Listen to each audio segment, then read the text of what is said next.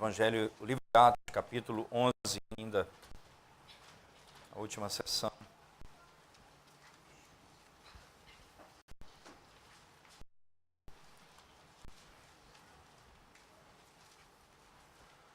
Atos, capítulo 11, verso 19 ao fim do texto.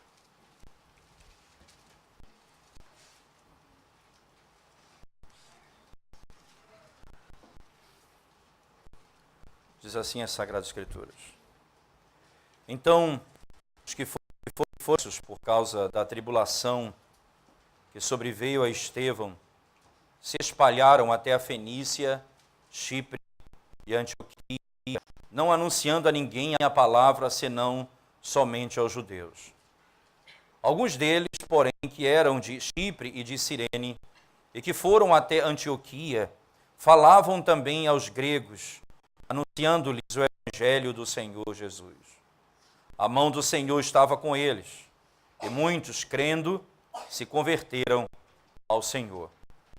A notícia a respeito deles chegou aos ouvidos da igreja que estava em Jerusalém, e enviaram Barnabé até Antioquia. Tendo ele chegado e vendo a graça de Deus, alegrou-se e exortava a todos a que, com firmeza de coração, permanecessem no Senhor. Porque era homem bom, cheio do Espírito Santo e de fé, e muita gente se uniu ao Senhor. E partiu Barnabé para Tarso à procura de Saulo. Tendo encontrado, levou para Antioquia, e por todo um ano se reuniram naquela igreja e ensinaram numerosa multidão. Em Antioquia foram os discípulos pela primeira vez chamados cristãos. Naqueles dias, desceram alguns profetas de Jerusalém para Antioquia, e, apresentando-se um deles, chamado Ágabo, dava a entender pelo Espírito que estava para vir grande fome por todo o mundo, a qual sobreveio nos dias de Cláudio. Os discípulos, cada um conforme as suas posses, resolveram enviar socorro aos irmãos que moravam na Judeia, o que eles, com efeito, fizeram, enviando aos presbíteros por intermédio de Barnabé e de Saulo. Amém. Vamos à presença de Deus mais uma vez em oração, irmãos. Ó Deus, nós te damos graças por tua misericórdia e nos permitir abrir a tua santa palavra. Fala conosco nessa noite, desvenda os nossos olhos, torna o teu Filho glorioso diante de nós, a fim de podermos te conhecer mais e te adorar melhor. Que te pedimos em nome de Jesus. Amém, Senhor Deus. Amém. Dar nome a algumas pessoas ou a um grupo, ela tem significados diferentes. Isto é, posso fazer de maneira que eu destrua aquele grupo com um nome que eu dou a eles. Por exemplo, na nossa época, se você quiser destruir uma pessoa no meio evangélico, principalmente presbiteriano, é chamado de neopuritano. Você falar, fulano é neopuritano, está morto, você não sabe nem o que é isso, nem o que significa isso. Acabou o nome da pessoa, você vai ter que passar a vida se explicando para saber se é isso mesmo, se o que é. A dúvida vai parar sobre você por onde você for. Certa vez, num determinado presbitério, para que eu fosse recebido no presbitério, a pergunta foi exatamente essa. Você se considera um neopuritano? Então a minha resposta foi, antes de eu responder, eu gostaria que você me dissesse, conceituasse para mim o que é exatamente neopuritano. Porque de repente, dependendo do seu conceito, ele disse, nem ele mesmo sabia o que ele estava dizendo. Mas botou o nome em alguém e você destrói a pessoa. Agora acontece também que quando você quer viver uma vida reta, plena, numa sociedade caída como a nossa, quando você vive com sua esposa, numa sociedade onde a família é destruída e você busca viver uma vida reta, as pessoas vão dizer que aquilo ali é um radical. Quando os seus filhos não frequentam os mesmos lugares que os filhos deles frequentam, quando eles não participam da mesma roda de amigos que eles frequentam, diz: olha, fulano é um casal radical. Isso não tem significado bom na mente dele. Ele está destruindo a pessoa. Mas certamente, chamar ou dar nome a alguém é uma maneira rápida de destruir a pessoa ou de livrar a pessoa de uma condenação. Aqui em Antioquia, foi a primeira vez na história em que os discípulos de Cristo foram chamados de cristãos. Entenda que nos parece claro que não foi dado por eles mesmos esse nome. A Escritura diz, não é? No verso 26, da última parte, em Antioquia foram os discípulos, pela primeira vez, chamados cristãos. E por que esse nome na cidade de Antioquia? A cidade de Antioquia, irmãos, certamente era uma cidade, diz os historiadores, que era a terceira cidade mais importante daquela época. Então as trevas pairavam ali no que diz respeito à prática de adoração a uma deusa e à prática de imoralidade que havia naquela região. Consequentemente, perceba que seguir a Cristo ou ouvir o Evangelho e ser salvo numa sociedade como essa, necessariamente apontaria para uma outra direção. Eles viveriam uma vida diferente daqueles que viviam ali. Então, quem são esses? São os que seguem a Cristo. São os pequenos cristos. São os cristãos. Quem são esses? São esses que têm como governador Cristo, como Senhor Cristo e como Deus. Como é exatamente que nós somos conhecidos? Como as pessoas olham para nós? No lugar onde nós estudamos, elas sabem a quem eu sirvo? Quem é o meu Senhor? Elas conhecem a minha conduta? No meu trabalho, as pessoas me reconhecem como alguém que não segue os padrões que eles seguem? Como eles me chamam? Como eles me chamam? A verdade, irmãos, é que a grande maravilha não é necessariamente como as pessoas nos chamam, mas é como Deus nos vê. Esse é um aspecto importante. Porque botar nome em alguém pode ser para destruição ou não, mas como Deus nos vê, essa é a grande verdade. Ora, é interessante que o Senhor Jesus Cristo, né, nas palavras do apóstolo Paulo, na carta aos Coríntios, diz que nós somos loucos, diz o apóstolo Paulo. Nós somos loucos. É interessante que lá no Salmo ele diz louco no seu coração, não há Deus. Ser louco, quando a sociedade nos chama de louco, pode ser um grande elogio. Mas quando Deus chama um homem de louco, certamente é destruição. Louco. Hoje pedirão a tua alma. O que tens preparado para quem é? Para que serve toda a tua luta nessa vida? Diz o louco no seu coração, não existe Deus.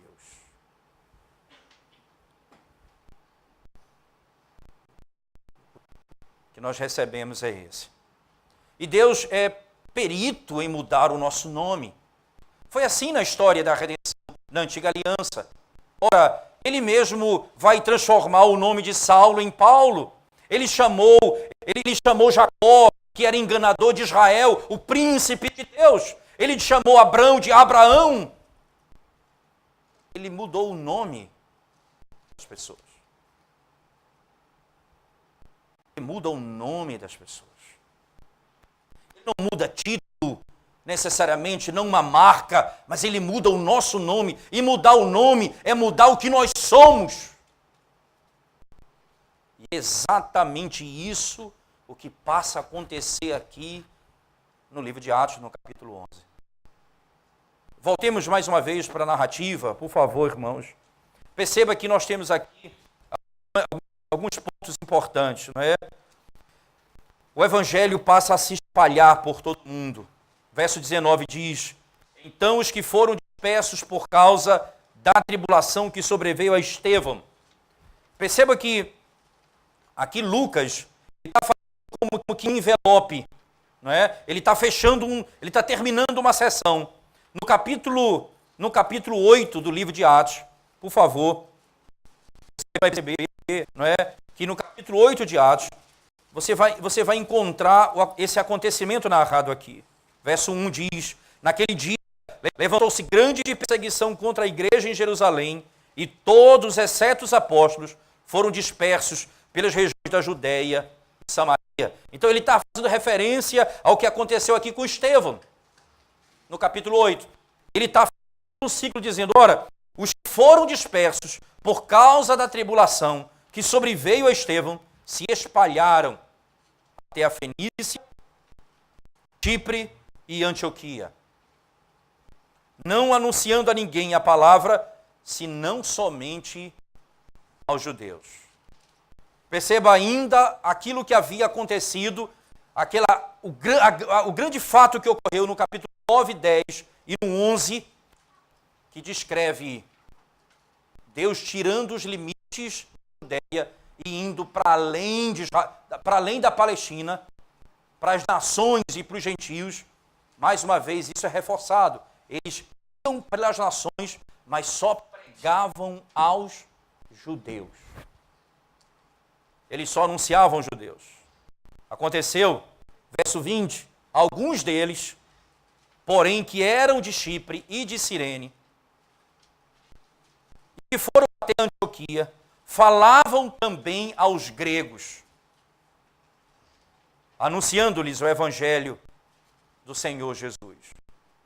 Falavam também aos gregos. E essa é uma discussão grande aqui, se esses gregos são judeus que falam grego ou são gregos de fato. Se é uma questão, se eles são, se é o povo grego ou são judeus que falam grego e que já tinham perdido parte da sua cultura. Esse é um embate importante, porque certamente a questão dos gregos vai ser retomada posteriormente com o apóstolo Paulo. E isso nos parece mais claro pelo fato de que é enviado também, veja bem, é enviado também um homem de Jerusalém para averiguar o que estava acontecendo. Perceba, se fosse apenas simplesmente judeus, não havia necessidade de alguém averiguar. Não aconteceu isso na Judéia, mas aconteceu em Samaria, que já era meio termo. Aconteceu isso com Cornélio, vai acontecer também aqui com os de fala grega. Então, provavelmente, não é, o fato de eles enviarem alguém para checar reflete um aspecto claro, que esses não somente judeus de fala grega, mas eram também judeus de fala grega. Mas estavam saindo dos limites da Judéia, com certeza. Então, tendo isso em mente, o que eles anunciam a esses gregos? O evangelho do Senhor Jesus. Anunciando-lhes o evangelho do Senhor Jesus. Essa é a mensagem que a igreja vai proclamar por onde ela passar. O evangelho do Senhor Jesus. É interessante notar, irmãos, que o evangelho de Cristo, mas agora não é simplesmente do Salvador, mas é do Senhor Jesus. Se você lembrar das palavras no capítulo 10, no discurso, quando Pedro vai com eles até para poder falar com Cornélio, no verso 36 do capítulo 10, ele diz: esta é a palavra que Deus enviou aos filhos de Israel, anunciando-lhes o evangelho da paz por meio de Jesus Cristo. Este é o Senhor de todos. Este é o único Deus. Perceba que ele não é apenas o Senhor dos judeus, mas o Senhor de todos, porque Cornélio agora, que não era judeu, passa a crer no evangelho. Dessa forma, esse conceito, o Senhor, é parte da mensagem do evangelho. Ele governa, ele reina as nações. E os povos se submeterão a ele. Daí a linguagem utilizada no verso 20, na parte B do verso 20. Falavam também alguns gregos, anunciando o evangelho do Senhor Jesus. O evangelho do Senhor Jesus. Jesus Cristo, não é aquele que é Salvador, e Senhor é aquele que governa. Do Senhor Salvador. Exatamente a estrutura da expressão. Do Senhor Salvador. Pregavam este evangelho. Ora, por que esse evangelho tem que ser pregado assim, irmãos? Porque muitas pessoas, elas não entendem que a verdadeira conversão, ela passa pelo entendimento dessa verdade. Jesus não é meu Salvador apenas. Ele é meu Senhor também. Quando eu tenho como Senhor e quando eu tenho como Salvador, quando eu creio nele, ele é meu Salvador. O arrependimento é a revelação de que ele é meu Senhor. Quando eu creio, eu digo, eu confio na tua obra, eu confio na tua redenção, na obra que o Senhor promoveu para me redimir, para restaurar minha alma. Eu creio naquilo que o Senhor fez. Mas, por outro lado, eu digo também, eu me rendo. Eu rendo, Senhor.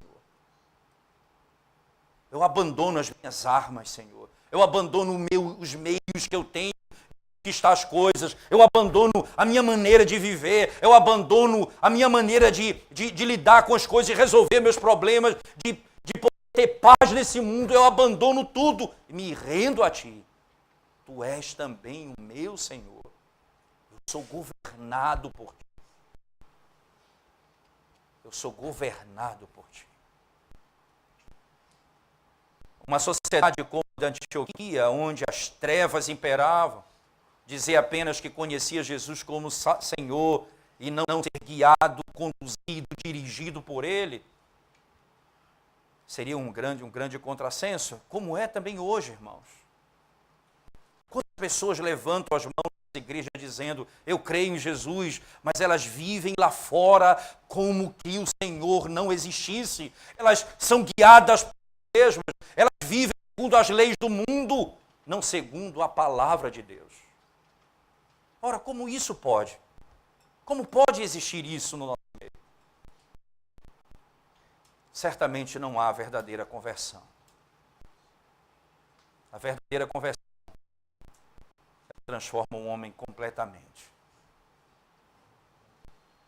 A maneira de viver do homem é transformada. Interessante que as próprias palavras do apóstolo Paulo, capítulo 2, verso 20. Por favor, abra sua Bíblia comigo. Gálatas 2, verso 20.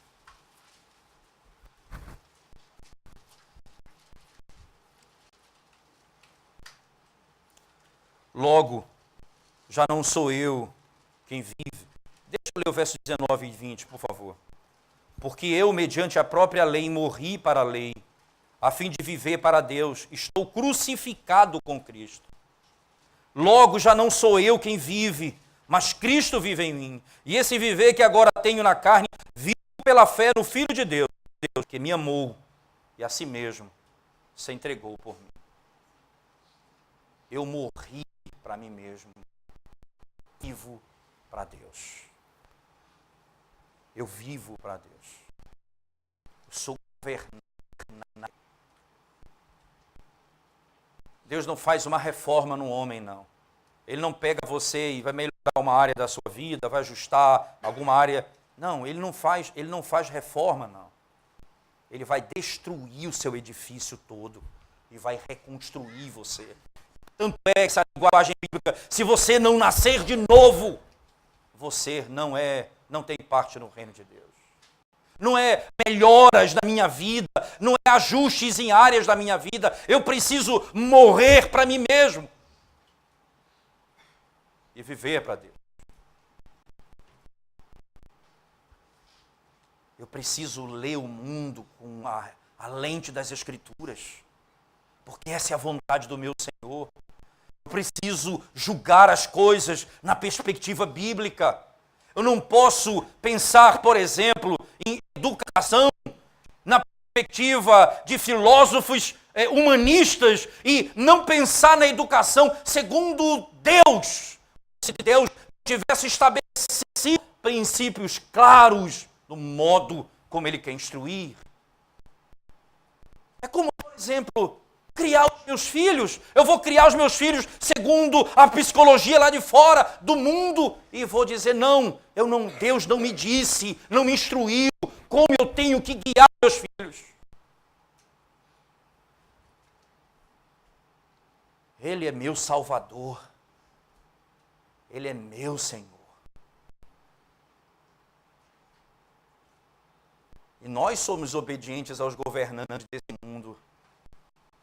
Até que esses governantes não se atrevam a se colocar diante do nosso Senhor. Isto é, pedindo para que escolhamos entre eles ou Cristo, porque certamente o seu povo dirá, eu escolho a Cristo. Os apóstolos disseram, importa obedecer a Deus do que a homens.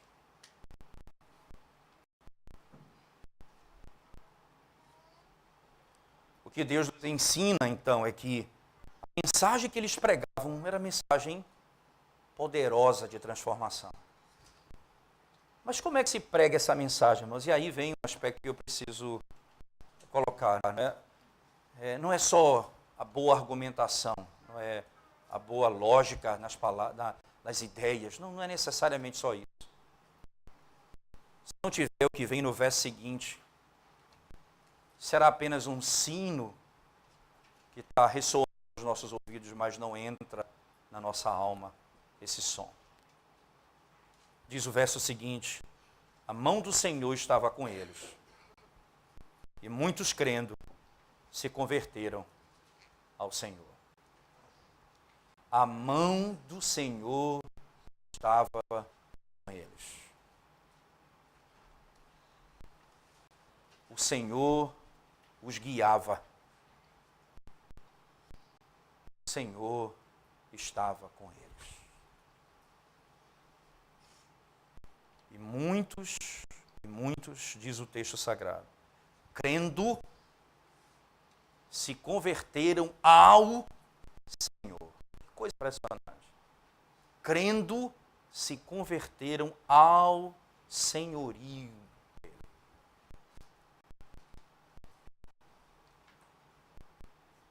Pregar o Evangelho pelo poder do Espírito Santo. Mas um ponto importante que precisa fazer uma aplicação direta a nós aqui imediatamente é... Esses não eram os apóstolos, irmãos. Era a igreja que foi espalhada pelo mundo. Então você não imagina que aqui era simplesmente a pregação autoritativa. Não é esse o ponto da questão.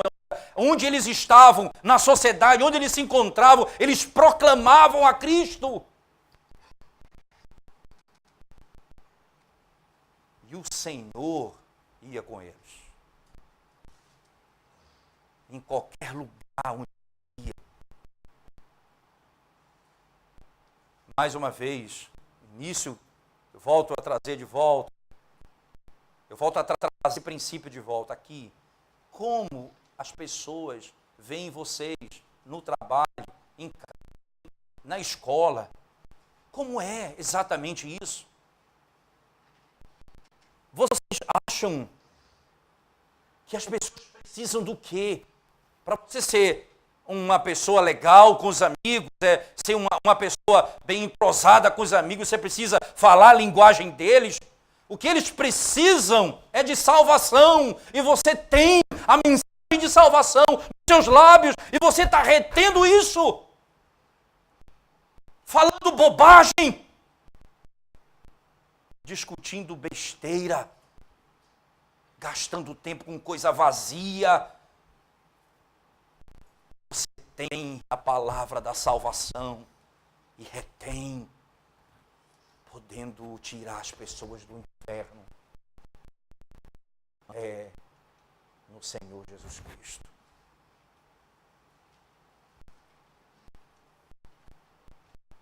A mão do Senhor estava com eles. Foi tão impressionante isso, diz a Escritura Sagrada, que a notícia acerca dele chegou aos ouvidos da igreja em Jerusalém. Veja, eles estavam fora de Jerusalém, no arraial, estavam em Antioquia. A coisa foi tão impressionante que aconteceu lá. O Senhor conduziu de tal maneira que o evangelho sendo pregado levou pessoas à salvação. E isso chegou aos ouvidos lá na igreja de Antioquia. O que a igreja fez? Enviou um homem para lá. Veja que coisa interessante. A notícia a respeito dele chegou aos ouvidos da igreja que estava em Jerusalém e enviaram Barnabé até Antioquia. Quem é Barnabé?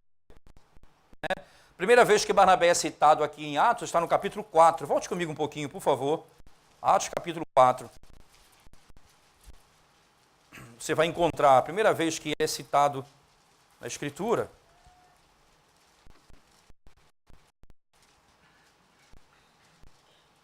Verso 36 a 37 diz assim: José, a quem os apóstolos deram o sobrenome de Barnabé, que quer dizer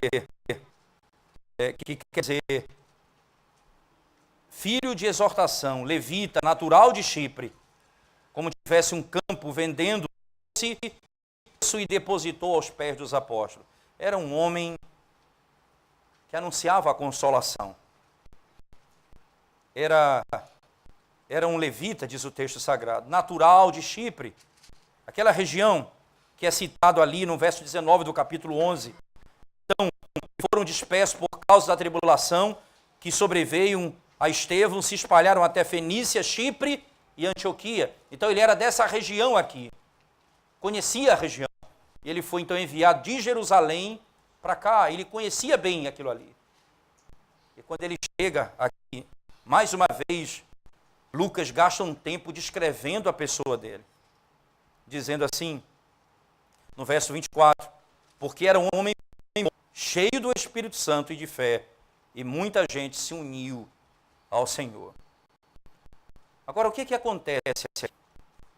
Ele foi enviado pela igreja para quê? Para impedir o avanço do Evangelho? Para impedir que eles continuassem falando de Cristo? Ele foi checar o que está sendo pregado e como vivem aqueles que foram salvos. Por que isso é tão importante, mas como é importante isso? A gente tem uma sensação que a igreja ela tem que se espalhar de uma maneira e não tem que ter supervisão das coisas. Isso é uma visão errada da igreja. E cada um faz o que quer, anda da maneira que quer. Não. Estabeleceu o princípio. E esses homens iriam governar a igreja dessa forma. Barnabé não era um apóstolo, é verdade.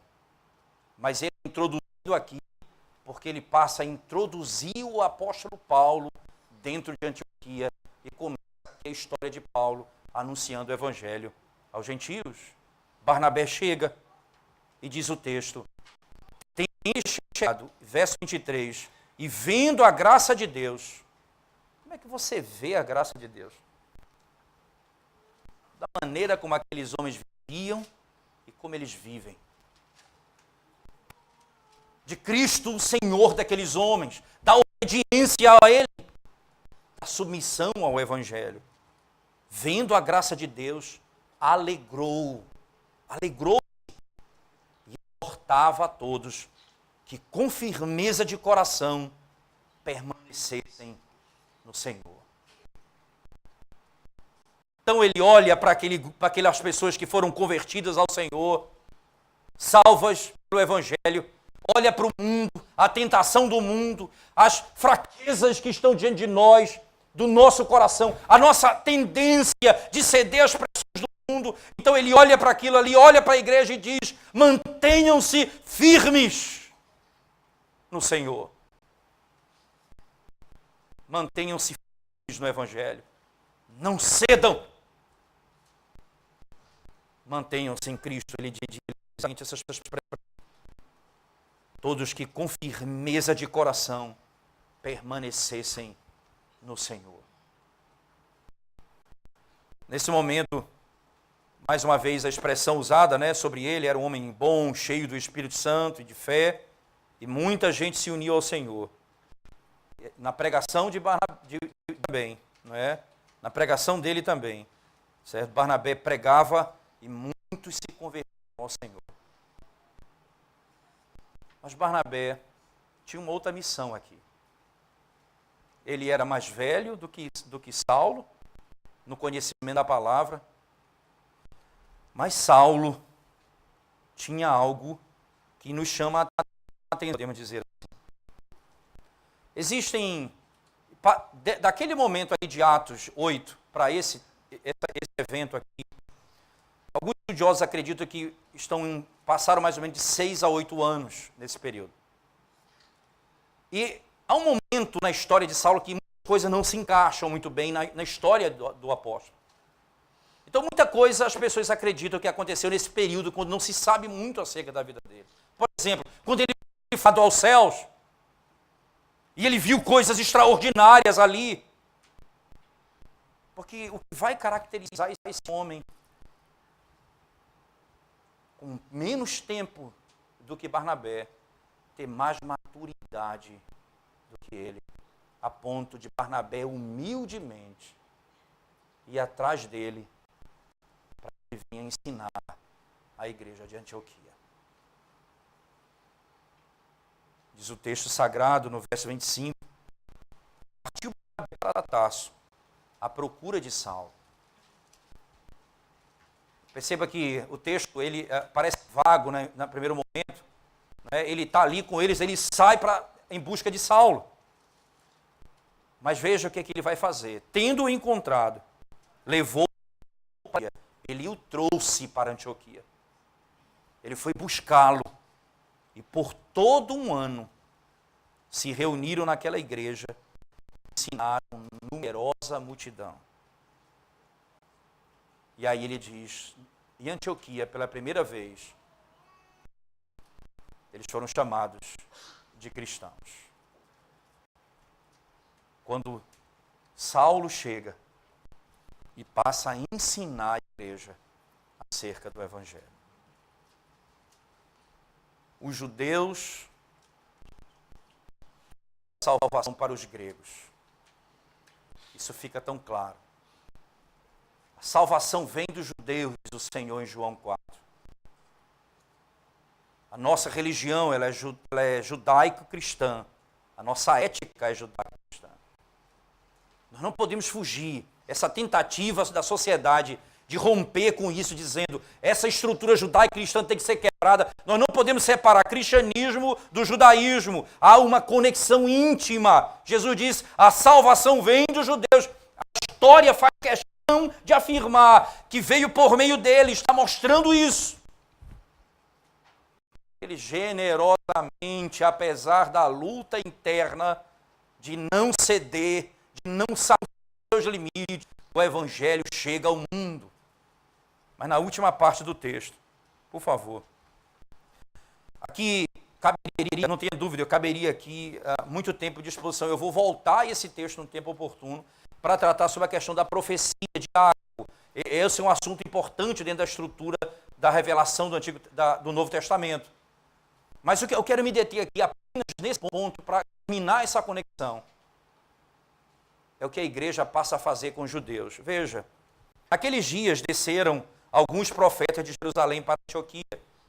E apresentando-se um deles, chamado Ágabo, dava a entender, pelo Espírito. Veja que coisa interessante.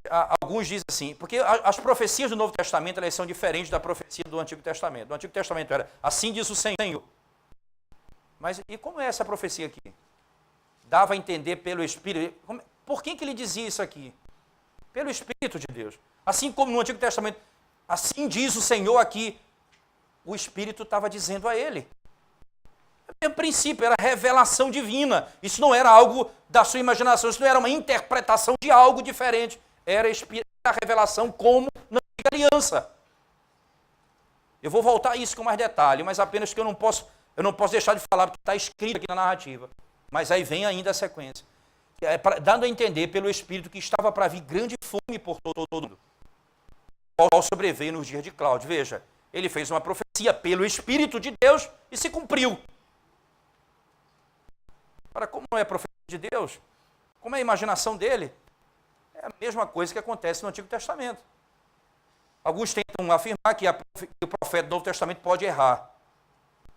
Se ele pode errar, ele pode ser apedrejado também, como era do Antigo Testamento. Se errar, era apedrejado. Aqui não é. Ele fala pelo Espírito e o que ele fala acontece.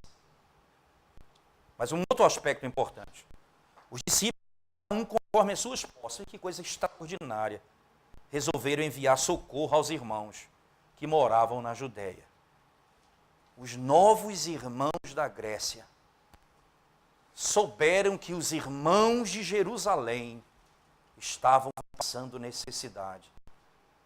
De acordo com a posse de cada um, eles enviaram socorro aos irmãos.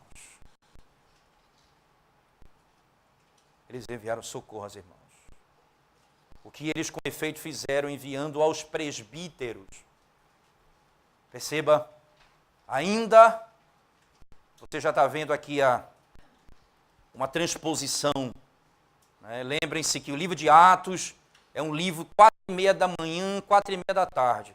O sol já não nasceu completamente, mas não é completamente noite. A sombra ainda.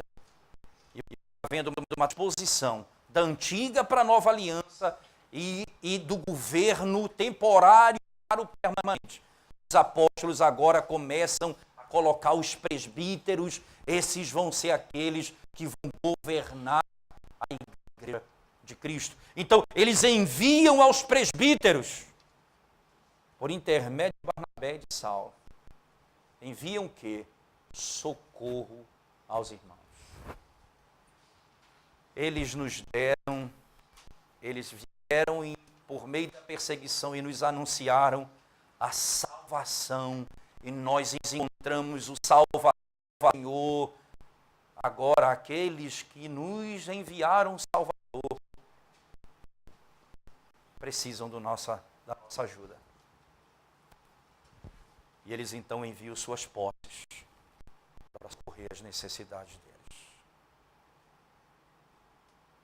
Nós não apenas socorremos as necessidades dos irmãos do nosso meio, mas devemos socorrer as necessidades daqueles que sofrem, mesmo distante de nós. Nós não podemos ser indiferentes ao sofrimento dos nossos irmãos, estejam eles onde estiverem. Nós precisamos ter um coração disposto, porque uma das primeiras coisas que o Evangelho transforma num homem é o desejo de doar, de entregar o que ele tem a Deus. Diz o apóstolo Paulo: oferecei os vossos corpos como sacrifício vivo, santo e agradável a Deus. Nós queremos ser queimados completamente ao teu serviço, Senhor. Apenas o nosso pensamento, não apenas a nossos conceitos, mas a nossa posse, o que possuímos, a nossa casa, tudo o que temos, Senhor, é teu. E nós usamos para o teu serviço, para a tua glória.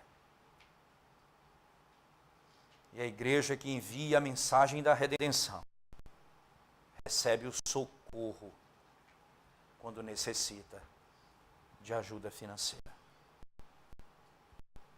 Deus transformou o coração daqueles homens, o bolso, a alma, a mente, o pensamento.